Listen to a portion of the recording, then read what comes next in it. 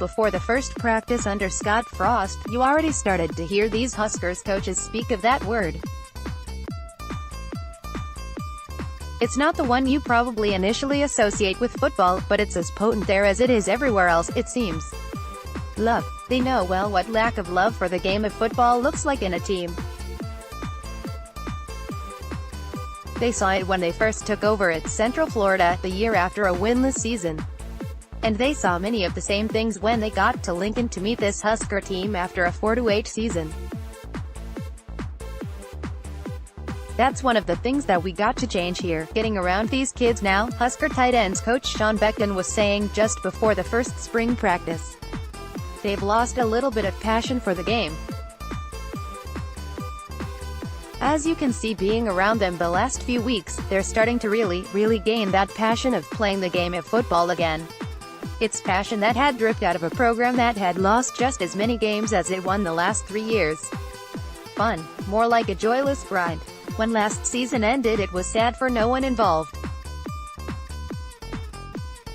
It was mercifully over. The game, as beautiful as it is, can have a cruel side. It can zap spirits.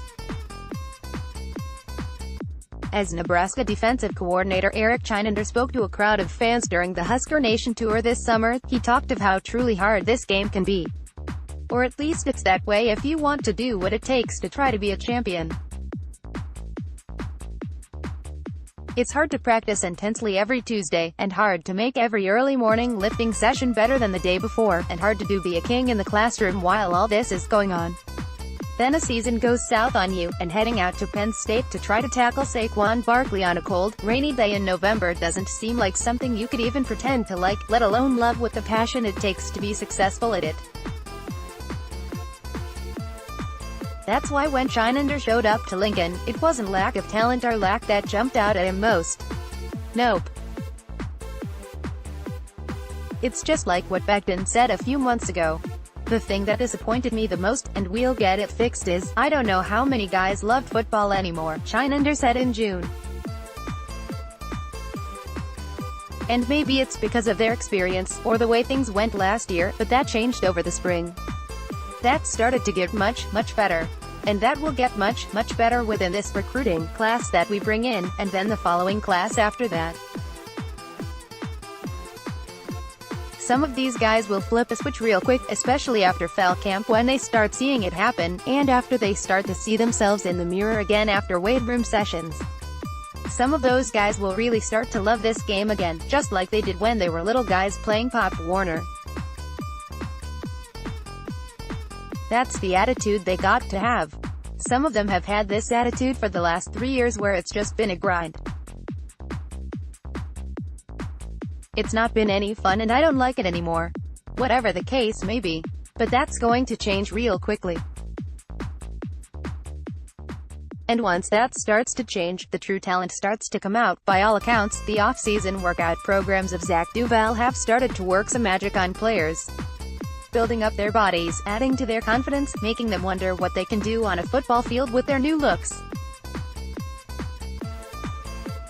As Husker senior linebacker Luke Gifford put it the other day, the work being accomplished in the weight room under Duval surprised guys in the winter.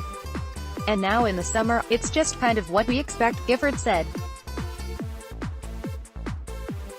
We go in there and we attack everything we do, don't drink the summer Kool-Aid too fast, some will say. No arguments on that here. Those involved know how much work is still required, and that there is no guaranteed timetable on when you see the spoils of it all.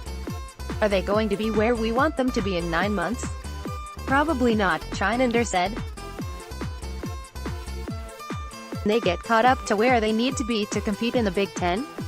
Absolutely, and at some point, if the culture shifts just so, a Tuesday practice isn't just required duty, but brings the joy of getting better at a game players love, just like when they were tearing up fields in junior high and high school. This staff believes in that because it just saw it happen. When Frost first showed up to UCF, Beckton was blunt, "Coach, there's talent here, but the kids just don't want to play." Beckton had been there the year before to see rock bottom. So what made those same kids start to love the game again and suddenly play with such relentlessness? One big reason, Beckton said, is that Frost brought in a staff that loved the kids in a genuine way. The players returned the love, and a different mindset started to follow them when they took the field. Husker secondary coach Travis Fishire backs that thinking up. He feels the staff first showed they cared more about the players as people than about winning.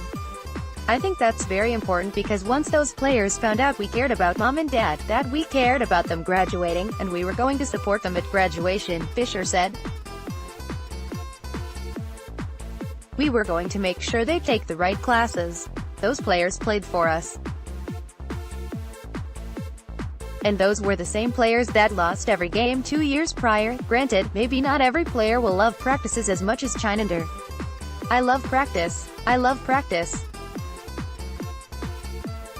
I win or lose Monday through Friday. That's when I win or lose, Chinander said. It's time for those guys to go out and execute. Saturday, that's for the boys. Monday through Friday, that's for Coach Chintz, and they know that.